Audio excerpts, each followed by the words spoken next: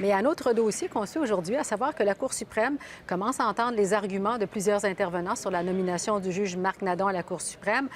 On va rappeler là que M. Nadon a été nommé en octobre dernier par le premier ministre Harper pour combler l'un des 3 sièges réservés au Québec au plus haut tribunal du pays. Mais depuis, il attend de pouvoir siéger, qu'une décision soit prise quant à son statut, si on peut dire, parce que sa nomination a été contestée sur plusieurs points et pourrait même mener finalement à une bataille constitutionnelle entre Québec et Ottawa. Alors, pour tenter de démêler tout ça, les enjeux dans tout ça, j'ai à mes côtés Stéphane Beaulac, constitutionnaliste, professeur de droit à l'Université de Montréal. Bonjour, M. Beaulac. Bonjour, merci d'être avec nous.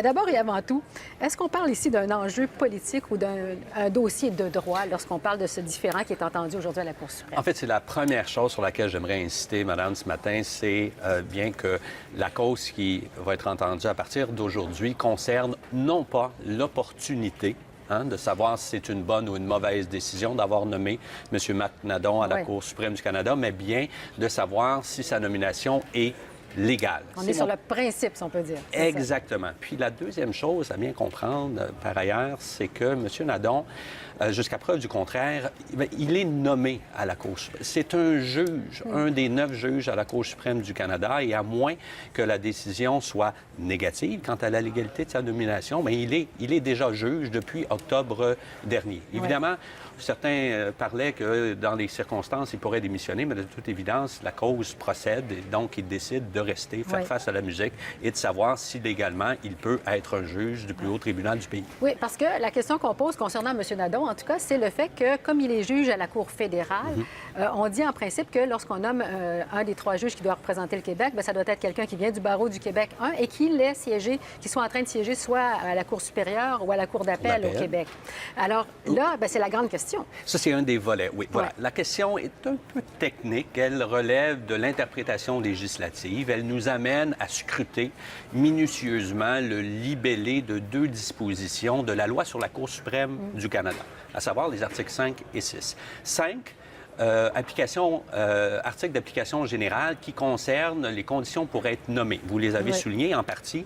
Il faut être un juge, soit un juge d'une cour d'appel ou une cour supérieure d'une province, d'une part, et option B, on peut être nommé au plus haut tribunal du pays directement, c'est-à-dire si je suis avocate, nommé en autant que j'ai 10 ans de pratique, que je sois inscrit 10 ans au barreau. Ça, c'est l'article 5. L'article 6, spécifiquement au Québec, ajoute que 3 des nominations qui proviennent de la juridiction québécoise devra être à partir d'un bassin de juges à la Cour d'appel du Québec, à la Cour supérieure du Québec ou parmi les membres du barreau du Québec. Et la question, vraiment, devient de savoir, est-ce que quand la législation dit « inscrit » auprès d'un barreau provincial à 5 ou inscrit parmi les avocats de la province du Québec, est-ce que c'est inscrit au moment de la nomination ou déjà inscrit dans le passé pendant cette période requise de 10 ans? C'est sur ça, essentiellement, que ça va se jouer. Oui, parce que c'est inscrit dans la Constitution qu'il doit y avoir 3 juges qui viennent du Québec.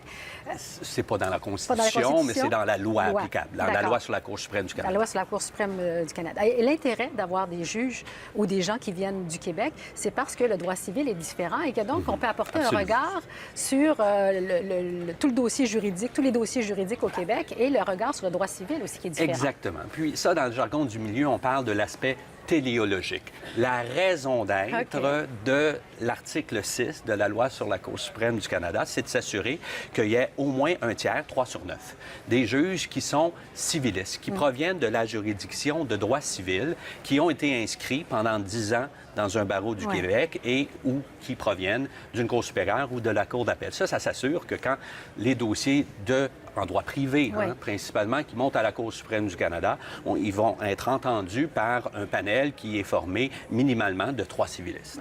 Et l'autre question qui se pose, c'est ce sont des juges de la Cour suprême qui doivent statuer sur l'un des leurs ou le choix de ceux qui vont se joindre à eux éventuellement. Oui, ça peut-être dans un premier regard, ça semble incongru, mais j'aimerais souligner que c'est pas... Il n'y avait pas d'autre instance pour le décider, de toute façon.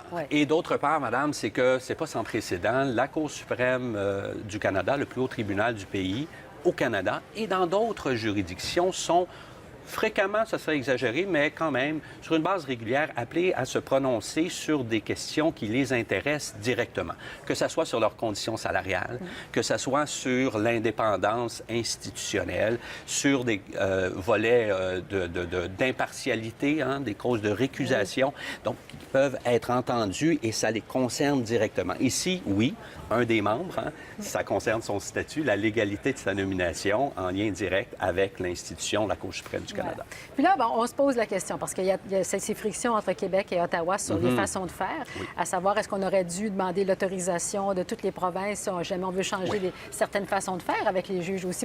Expliquez-nous tout ça. Là, on doit rentrer un petit peu, j'ai essayé de vulgariser dans les volets techniques. Qu'est-ce qui arrive, c'est que la loi sur la Cour suprême du Canada a été... le gouvernement fédéral, le Parlement fédéral est intervenu pour adopter ce qu'on appelle dans le jargon une disposition déclaratoire qui vient préciser le sens, l'interprétation qu'on devrait donner aux articles 5 et 6. Autrement dit, on a deux questions à la Cour suprême du Canada, celle en vertu de la loi au moment de la nomination de M. Nadon à la fin septembre, début octobre, d'une part, et on a la deuxième question qui concerne l'intervention du Parlement fédéral qui a précisé le sens de ces dispositions. Et c'est à l'égard de la deuxième question que se soulèvent des volets, des ramifications constitutionnelles. Pourquoi? Parce que en 1982, dans la fameuse formule d'amendement, l'expression que vous reconnaissez sans doute, on a inséré une disposition qui protège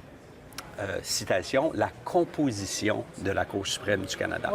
Et et c'est l'argument essentiel de Québec.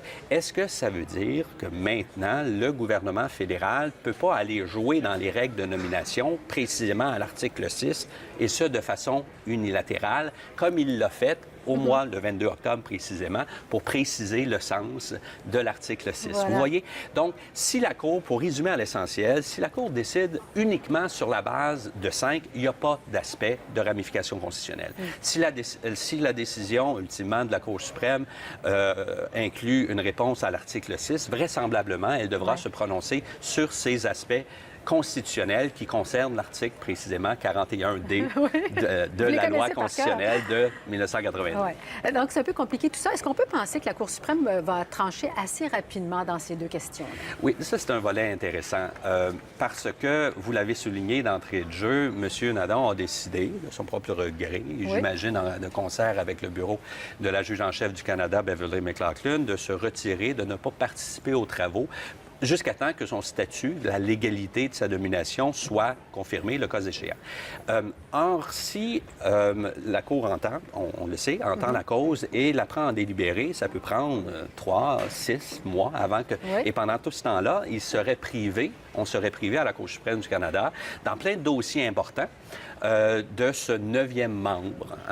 Or, ce que je crois, j'en parlais à des collègues récemment, que la Cour pourrait faire si elle a unanimité d'une part et qu'elle décide qu'il est opportun d'autre part, c'est de décider sur le champ. Séance tenante. Ah oui, mon Dieu, ce qui est assez rare à la Cour suprême. Ça pourrait être toutefois des circonstances qui le justifient, de telle sorte que la conclusion, le dispositif qu'on dit dans le jargon, serait déjà décidé. Donc, imaginons que c'est ça, que la nomination est légale. Et les motifs suivront de telle sorte que M. Nadon pourrait siéger immédiatement. Voilà. Merci, M. Boulac, d'avoir été avec nous.